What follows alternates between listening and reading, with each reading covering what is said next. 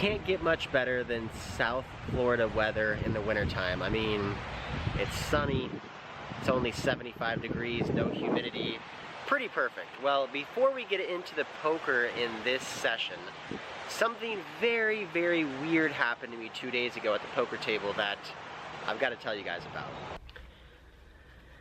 Alright, so I decided to come in here to my apartment building clubhouse. It's honestly great. The lighting is amazing and hopefully the sound works well too. So this hand ended up happening 2 days ago on Super Bowl Sunday. I'm not really a big football fan. Chiefs, Lions, Tigers, Bears, Eagles, I don't really give a shit. I'm just there playing poker. I'm watching the game a little bit, but there's an opponent in seat number 4. I'm in seat number 6, and this guy is clearly there to have fun. He's a recreational player. I've never seen him be there before. He's drinking, he's eating some food, he's kind of playing a little bit slow. He's probably a little bit tipsy, maybe somewhat new to the game, but he is giving a ton of action, basically playing every single hand. Well, he's in seat 4. I'm in seat 6, and this hand comes up where he raises to $100 over a $25 straddle. I have ace-jack on the button. I decided to just make the call. We end up going heads up to a 9-5-6 board with 2 hearts. When he checks over to me, I decide to bluff here for $75. One, I can get him to fold out hands with equity like king, queen, king, jack. Also ace, king, ace, queen might fold to this bet as well. I have the ace of hearts, so I can maybe continue to bet on any heart turn cards. But once he makes the call and the turn is the 3 of clubs, he checks to me again. I decide to just give up. I'm not gonna continue to try to bluff this player, so I check this one back. And the river card is an interesting one. It's the deuce of hearts. So now the board is 9 high with 3 hearts, and now to my surprise, the hijack player in seat number 4, the guy who's kind of drinking, having fun, playing a lot of hands, leads into me for a $250 bet. Now immediately I think there's no real way that he can have a strong hand here. Would he ever check call a big overpair on this flop? Does he have 2 pair set straight that he would just check call with? I don't think so. I also don't think he's gonna have a flush very often. Feel like a flush draw would be betting this flop for a C bet and not check calling. I also have a key card in my hand. I have the ace of hearts. I block the nut flush. Only I can have the best possible hand in this situation. So I'm not gonna hero call with ace high. I could easily fold versus his $250 bet, but I decided to use my ace flush blocker, turn it into a bluff, and raise it up here to $825, representing a flush, hoping he'll fold out a single pair hand like pocket 7s, a 6, maybe a 9, pocket 8s. He goes into the tank now for a while. He's sitting to my right, I'm in seat 6, I'm kind of glancing over at him. I'm feeling like he's gonna fold in this situation. He thinks for like over 2 minutes, he asks the dealer how much it is. He's looking at me, he looks at the board, and eventually after 2.5 minutes of thinking, my opponent makes the call. So of course I think to myself, there's no way ace high is good here. He bet, I raised, he called. There's no way ace high can be good. So I look over at him and I say, you're good. Which is a very common thing to say at some of the higher limit games. When you're bluffing and someone catches you bluffing, you just say, you're good. This happens all the time on Hustler Casino Live. It's just an etiquette thing. When you're bluffing, if you say you're good, usually that person will show their cards. Now that person has an option. They can either show their cards and I can muck, or they can wait for me to show my cards or muck my cards. Now it depends on the player. Usually I'll just show my cards, but I'll also sometimes say you're good in order to kind of protect my hand. The reason I want to protect my hand is because I play with a lot of the same guys every single day, and a lot of them are very smart professional players. So I don't want to give these other guys free information at the table if I don't have to. So I usually, if I get caught bluffing, will say, you're good or you win. That person will show their cards and I'll muck. Now, if they don't show their cards, then I'll turn over my cards and then I can see their hand. I never muck without not seeing my opponent's cards. So anyway, he makes the call. I look over at him and I say, you're good. We make eye contact. He looks at me and he doesn't show his cards. So then one more time I said, you're good. And he doesn't show his cards. So at this point, I'm not gonna muck without seeing his cards. So I take my cards face up, put them onto the felt, ace of hearts, jack of spades. I clearly show I have ace high, I have nothing at all. Now, my opponent in seat number 4 looks over at me, looks at my cards, and takes his cards, face down and pushes them straight into the muck. The dealer now takes his cards that are in the muck, shuffles them together, takes the pot and pushes it over towards me. Now, once the dealer starts pushing the pot over towards me, the guy is completely confused. He goes, wait, I called. And I just kind of sit there like, oh my God, he mucked his cards. He didn't show his cards. So then the dealer said, well, you didn't show your cards. And he said, I had a pair. And I go, yeah, but you have to show your cards. And he goes, I had a pair, I beat ace high, I called, what the heck? So I just leave the pot in front of me, I don't touch it. And the dealer says, well, he showed his cards, so he wins the pot. I then ask him, okay, what did you have? And he said, I had pocket eights. So then I start to think to myself, oh my God, this guy's a recreational player, he's been drinking. Maybe he's confused. I then say to him one more time, you have to show your cards if you want to win the pot. And he says to me, well, you said you're good. And now I think to myself, oh my God, this is such a bad situation. I told this guy he's good. I then show my cards and I guess he got confused and mucked his cards. Now how the rules work is that once he mucks his cards and because my cards are shown, I win the pot. Doesn't matter what he says, doesn't matter what I say, I win the pot. So now I'm in such a weird situation. This guy's confused, he's a little bit mad. He made a big hero call with pocket eights apparently, and now he loses the pot. So I have to figure out what should I do in this situation. Should I give him the entire pot? Should I chop the pot? Should I give him back $825? Should I just take the pot? I mean, I didn't break any rules. He's the one who didn't show his cards. I'm in such a weird spot and I have no idea what to do. And I'm gonna let you guys know what I did in this situation, but I'm gonna wait to the end of the video to explain it. During the video, I want you guys to think about what you would do in this situation. But for now, we're gonna head to the Hard Rock. We're gonna play some 5-10 no limit. Let's go. Later that day, I head to the poker room and buy in for $2,500 at the 5-10 game and get right into the action here with pocket queens. There's a raise from the cutoff to 75. I 3-bet the small blind to 275. Straddle makes the cold call with relatively somewhat of a short stack, only about $1,500 left. And the cutoff thinks about his options. He's got about $6,000 behind, and he decides to call my 3-bet as well. So 3 ways to a 3-bet pot, which comes out 9-4-3 rainbow. I'm definitely liking this flop with pocket queens, but I decide to check just because I think the straddle's always going to have a pair here. And if I check, I think he's going to bet, which he does bet big, $600. The action's over here on the cutoff, who eventually folds with the action back over on me. The reason that I check the flop is because I want to try to get all the money in here. If I bet and the straddle just calls, it's kind of hard to get the money in here on the flop. If a scare card comes out, it could kill my action. So I check to him, hoping he'll bet so that I can check raise and go all in, which is exactly what I do. I shove all in and he makes a very quick call.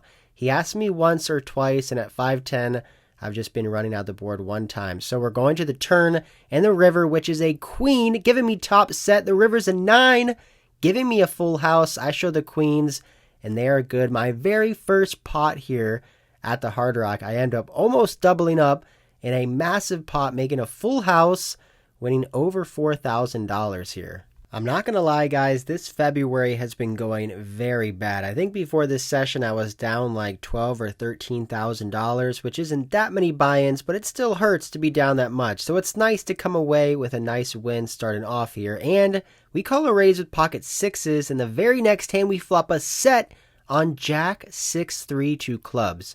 I check over to the initial raiser who's in the cutoff, who bets $150. Now, versus this bet sizing on this board, I decided to just call, hoping to keep his bluffs in and keep him in there with all of his overpairs and one pair hands. Turn card 3, giving me a full house right away. I check and he instantly checks back. River card 10 of clubs, and now it's an interesting spot. I don't think he's going to have a big overpair like aces, kings, and queens. He could have a weaker jack, maybe a 10, possibly a flush. So I bet out small here, $150, hoping that if he does have a flush, maybe he'll put in a raise for value, which he does. He makes it $625. This is obviously a great situation to be in. We flopped a set, we turned a full house, and we're now getting raised to $625 on the river when the flush gets there. The only problem is if I raise, can I get called by worse hands? I mean, there is a lot of full houses that beat me. Pocket jacks, pocket 10s beat me, quad 3s beat me. If I raise it up here, will he call me with a flush? Will he call me with a hand like Jack 10, aces, kings, queens? Well, in this situation versus this player type, I feel like I'm just going to have to go for that thin value against his ace-high flush or king-high flush. Maybe against a very tight-knit reg, I would just call this big river raise. But this time, I feel like I got to go for value here, and I raise it up. I make it $2,000. $2,000. 2,000. Nice call. The cutoff player basically insta-folds, so guessing maybe he was bluffing, maybe he just had a jack, who knows, but another pot is going in our direction. Fast forward now about 30 minutes, I'm under the gun and raised to $60 with ace 8 of clubs. We're only playing about 6-handed now. Well, I get 4 callers, so I end up going 5 ways to an ace 4-6 board. Top pair, medium kicker, I bet out 110. Under the gun +2 is my only caller. Turn card 3 of clubs. I think I can mix here between checking and betting. I'm pretty sure this particular opponent would raise 2 pairs and sets on the flop. I think he would 3-bet ace queen, ace king pre-flop. So I think I can still bet here for value, getting called by weaker aces and also getting called by all the flush draws he could have as well. So I make it $325, thinking that if he does call here, I'm only going to be betting the river if it comes out an 8. Well, after thinking for about a minute, he eventually calls. So now I think it's possible he could have a better ace than me.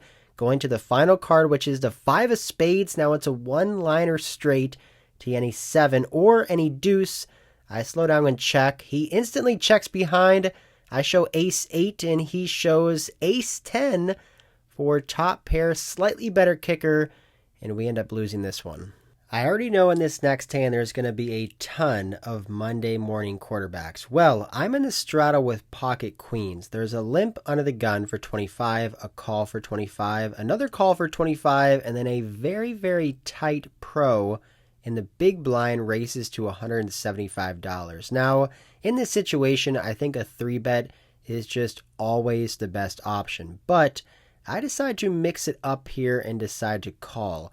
A couple reasons is that the player on my left who limped under the gun loves to limp re-raise. This particular player loves to limp medium pocket pairs, ace king, ace queen, ace jack, and then loves to put in those limp re-raises, kind of an odd play.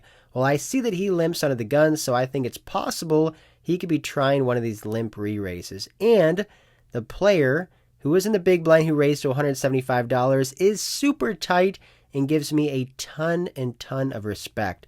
So I feel like sometimes by trapping here with pocket queens, I can allow him in there with weaker hands. I could also maybe get him to overvalue weaker hands as well. So I decide to call. The player to my left who limped calls, and the button calls as well. So maybe this was a bad decision. We end up going 4 ways with pocket queens to a 10 high board. The big blind now, who raised big pre-flop, who is a very tight player, continues for over a $300 bet. Well, given the fact that I just called pre-flop with queens, I don't see any point in raising here on this flop. Also, I'm very multi-way, so I want to see what the other players are going to do behind me. It is possible the big blind could have aces or kings. It's also possible the big blind could have pocket jacks or pocket tens. So I decided to just stick with the plan and make the call. Under the gun, +1 makes to fold. And now the button, who's got $590 left in his stack, shoves all in. The player on the button has $590. He's all in. This doesn't open up the option to raise from the big blind. So his options are either fold or he can call. Now, after putting in this much money, I highly doubt he's ever folding. And of course, he makes the call for $590. I'm not folding pocket queens here, so I make the call as well. So this pot is brewing. Huge one here, $2,400 plus pot. And we're going to the turn now. Heads up, playing for a side pot. The big blind's got about $1,500 left.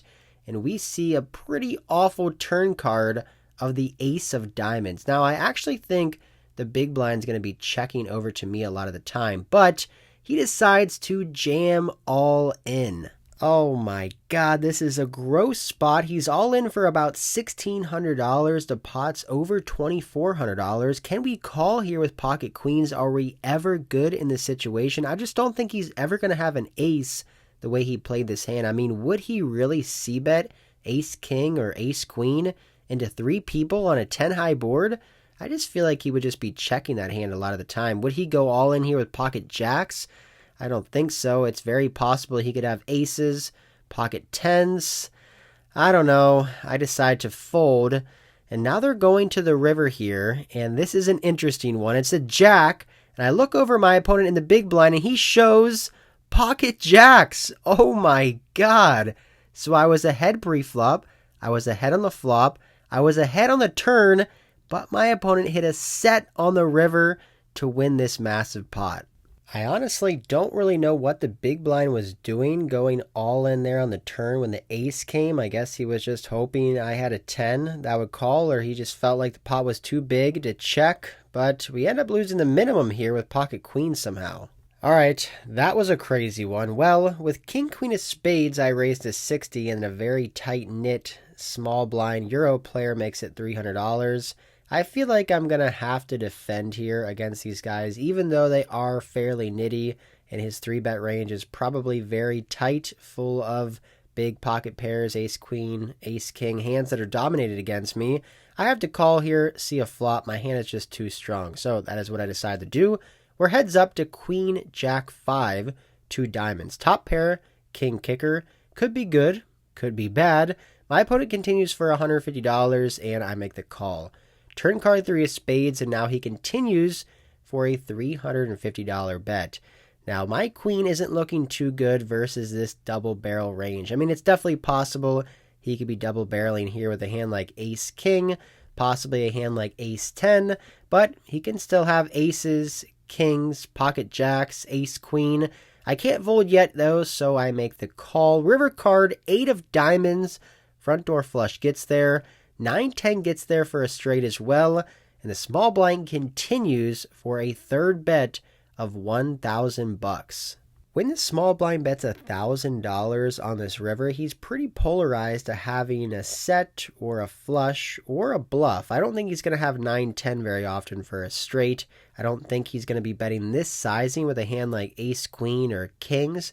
I feel like he would either check those hands or bet maybe a little bit smaller. It's definitely possible he could be going for max value here with a hand like pocket jacks, which is a set, putting me on a hand like a queen, king queen, or ace queen. There's just not too many bluffs he can have here. Basically just ace king with the ace of diamonds or ace king with the king of diamonds. I mean, I could easily have a flush the way this hand played out, so I decide to make the fold and we will never know. This game is bad. I decide to take a break and head over to the Bowl, which is a nice restaurant they have here at the Hard Rock. I order myself some food, and while I'm waiting for my food, I head to the blackjack table. I buy in for $500, and real quick, I end up making a $390 profit while waiting for my food. Well, I'm back at the table now, and this game is not good. There's only 4 other players at my table, and each and every one of them are a professional player. So I call it a night. I don't want to play in these games if they're not profitable for me. I want to try to wait and play in the best games possible, and if they're bad, I'll just go home early. So after 2.5 hours, I call it a night. But stay tuned. I'm going to let you guys know what I decided to do with that hand that I played in the beginning of this video, where I raised as a bluff on the river. My opponent called, I showed my cards, and he mucked, and then later on told me he had the winning hand. Alright guys, I'm out here by the Qatar Hotel behind me. Look at that thing. Huge, beautiful casino and hotel. That's where I play poker every single day, and that's where this crazy hand went down, where I bluffed the river. My opponent called me. I said, "You're good." He didn't want to show. I showed ace high, and he mucked his cards. Now, he tells me I had a pair. Obviously, I think that he had me beat. I mean, I don't think he's ever calling $825 on the river with anything less than ace jack high. So I think he has a pair, but I get the pot pushed in my direction. What do you do in this situation? Do you give him back the entire pot? Do you take his word that he had pocket eights? Do you take all the money? Do you chop it up? Do you give him back his bet? I don't know, but before I get into what I did, I kind of want to make a disclaimer here, kind of address something that will probably lead to a little bit of back and forth talk, a little controversy, and that is me saying you're good.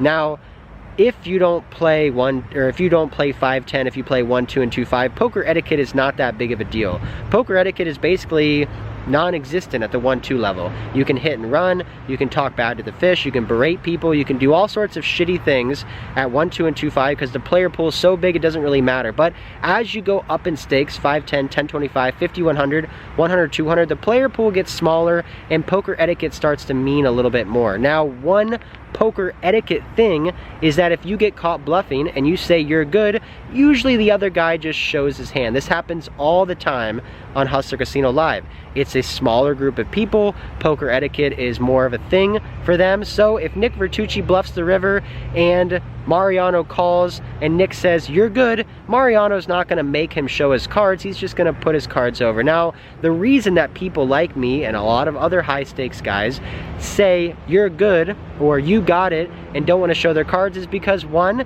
it's kind of embarrassing. It's kind of an ego thing. You don't want to have to show your cards. Two, you don't want to give free information out to the entire table if you don't have to. So what I do is if I get caught bluffing, I always say, you're good, you got it, you win. And if the person shows their hand, then I don't have to show my hand. But if that person wants to see my hand, then of course, I'll show my hand first. So in this situation, it was not an angle shoot. It was just a complete misunderstanding by my opponent. I said, you're good. He didn't do anything. I said, you're good one more time. He didn't do anything, so I tabled my hand. I showed ace jack high. All he had to do was turn his hand face up, but he didn't. He put it into the muck. It's gone. I win the pot.